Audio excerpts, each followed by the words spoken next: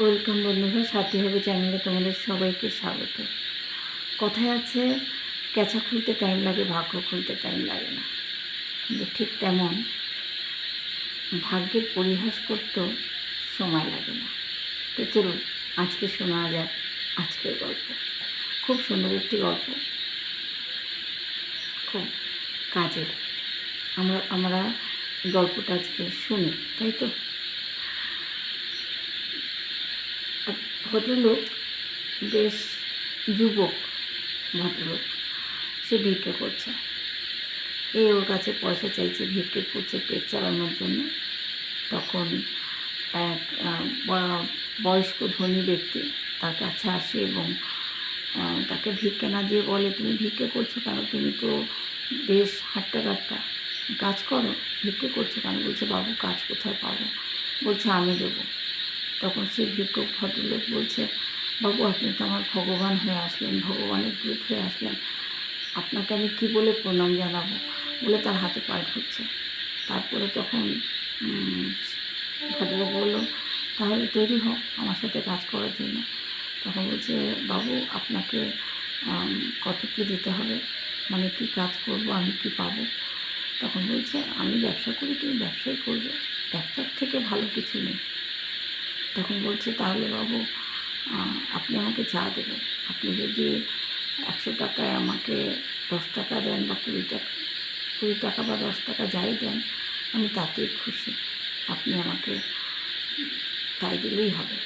তখন সেই ধনী ভদ্রলোক বয়স্ক, তিনি বলছে, 100 টাকায় 10 টাকা 20 টাকা তোমার নিতে হবে না, ওটা তুমি আমাকে দেবে। 80% তুমি রেখো আর 20% আমায় দিও। তা বলছে, আবার পায়ে ধরে বলছে, বাবু আপনি মহান, আপনি ভগবানের দূত, আপনার মধ্যে ঈশ্বরের বসবাস আছে, আপনার মতন লোক হয় না, যেটা আমরা সাধারণ মানুষ করে থাকি। তখন বললো যে, তাহলে বাবু কাজটা কি? কাজটা তো আমার সঙ্গে তোমার যেতে হবে, কাজটা দেখতে হলে, আর চলো যেতে যেতে বলছে। তখন পথ চলতে শুরু করলো ওনার সাথে। পথ চলার পরে তখন উনি বললেন যে, আমার খাটাল আছে, আমি দুধের ব্যবসা করি, আমার গরু দেখাশোনার জন্য একটা লোক দরকার, তোমারও কাজের দরকার। আমি তোমার কাজ হলো আমার গরুকে সকালবেলা গোয়ালটা পরিষ্কার করবে, গরুদের খেতে দেবে, স্নান করাবে, কার ওষুধ আছে কার ওষুধ নেই সেগুলো দেখাশোনা করবে, তারপরে তুমি দুধ দোয়াবে, তারপরে তুমি দুধগুলোকে বিক্রি করে আসবে বাজারে গিয়ে, যা হবে তার 80 টাকা তোমার, 100 টাকা 20 টাকা আমার, না সরি তোমার 90 টাকা তুমি নিয়ে আমাকে 10 টাকা দিও, তাহলে হবে তো? তখন বলছে যে, বাবু সত্যি আপনি ভগবান, আপনার বিচার অন্যরকম। বাবু আমি খুব খুশি হয়েছি, আমার খুব ভালো লাগছে ভাবতে যে আপনার মতন একজন মানুষ আমি পাশে পেয়েছি। তখন বললো, ঠিক আছে ঠিক আছে, চলো এত চিন্তা করতে হবে না। বলে সে তো কাজে লেগে গেল। বললো, প্রতি মাসে আমি ঠিক সময় মতন তোমার কাছে এসে পয়সা বুঝে নিয়ে যাবো। বললো, ঠিক আছে বাবু। কিন্তু যখন দিন গেল আস্তে আস্তে এগিয়ে, আর মাসটা পূরণ হচ্ছে, কিছুদিন বাকি, তখন লোকটা বলছে যে, কি কাজ করলাম আমি, সব খাটাখাটনি করলাম আমি, সব কিছুই তো করলাম আমি, আর ওনাকে 10% দেবো কেন?